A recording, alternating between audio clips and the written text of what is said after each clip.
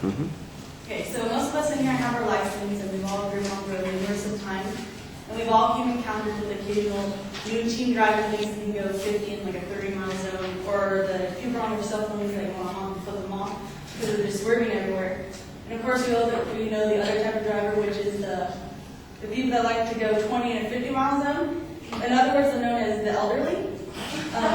Although it may sound mean to some people, I believe that people over the age of 75 are incapable of safely driving. And today I would like to persuade you in believing that they are capable of driving safely because of the 3 major safety reasons. The story of an 86-year-old man who killed 10 people and injured 62, and other transportation alternatives for them since they can't drive safely. First, I would like to inform you that vision loss is the limitation in physical fitness and slower reflexes are the 3 reasons that make driving unsafely for them.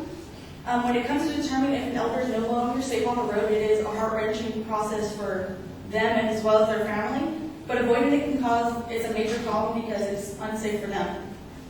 NOLO laws for all states says the first reason that elderly should not drive is because at their age they start to lose their vision. They say that they're not able to see traffic signs as clear or as far as younger drivers. And they can't see pedestrians when they're crossing the street. Some elderly men and women can have common eye conditions that can cause poor vision when driving, such as glaucoma, cataracts, and macular degeneration. PubMed Health lists that glaucoma can cause cloudy vision, sensitivity to light, and can eventually lead to blindness. The National Eye Institute says that cataracts are caused by aging, and at which they can also cause cloudy vision like glaucoma. Macular degeneration can occur to men and women over the age of 60, and that it is one of the main leading causes of vision loss in elderly men and women. Macular degeneration is a disease that destroys your sharp and central vision, and that without it, you're not able to see anything clear. The other reason that should persuade your agreement in elderly not driving is that they reach a certain limitation in physical fitness. NOLA law states that men and women over the age of 60 begin to lose their strength and muscle flexibility, and due to the loss of that, it makes it hard for them to steer the wheel, or to maneuver it, and that the loss of flexibility can decrease the mobility of turning their head left to right to check their blind spots before they change lanes. And then the last reason is that they have slower reflexes. With slower reflexes, it can be difficult for elderly to quickly stop or decrease or increase their speed, and to notice when a driver or a pedestrian just comes out of nowhere. And then with explaining the 3 major reasons of elderly not driving is the story of 87-year-old George Weller. 87-year-old George Weller was driving in Los Angeles at the Santa Monica Farmers Market when he suddenly became confused with what pedal was the gas or what pedal was the brake. The New York Times states that Weller then pushed full force on the gas pedal, which led him to drive straight on into the crowded market. And he wasn't able to stop, and the only way the car stopped was because the bodies that were mangled underneath it. The loss of the muscle strength in Weller caused him to plow into the market, and the confusion due to his age caused him to forget what pedal was the brake. He caused 10 deaths and 62 injuries, and was found guilty of 10 counts of vehicular manslaughter in 2006. It was sentenced to felony probation in order to pay more than $100,000 in fines. This story proves that elderly are at more risk of driving unsafe and causing accidents due to health problems that come with older age. Although it may sound harsh to have elderly are not able to drive safely, there are other alternative transportations that can help them keep them safe and other drivers safe on the road. Even though we don't want drivers on the road, it doesn't mean that they can't be on it at all. There are other ways to get to point A and point B. Other solutions are such as taxis, buses, or one of their family members can take them. A taxi is more personal for them. If they have certain needs, you can call them and they can come to your house and they can pick you up from there, even though it might be more expensive than the bus.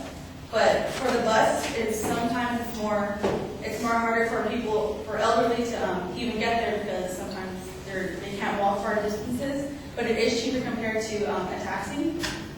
And then the last solution is having a family member drive But to some, it might be time-consuming and annoying at times, but a family member who loves and cares about them driving around safely is better than having behind the wheel and driving around unsafely. After hearing the three major reasons of why people over the age of 75 should not drive, and the story of George Weller who killed 10 people and injured 62, and having the other solutions for them so they don't have to drive, was able to persuade you to believe that.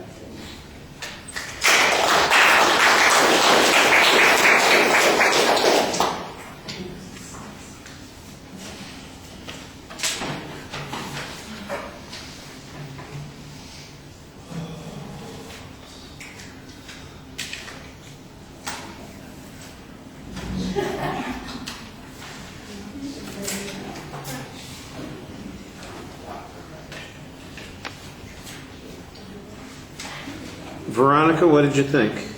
Overall, I think you did a really good job on your presentation, and I liked your points, and I liked how you structured it, but there are a few things that you can improve on for next time, and one of them is you're slightly rocking back and forth as you're talking, so it's not problematic, but at points it was kind of distracting, and also reading so much of the cards.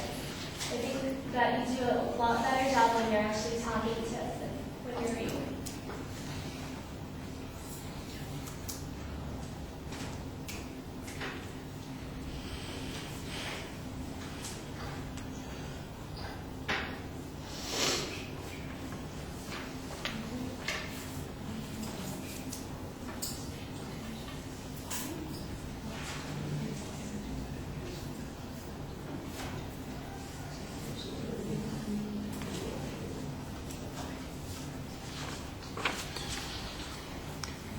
Yes, my slow response is not because of my age. It's merely because I'm trying to finish things and be competent about it.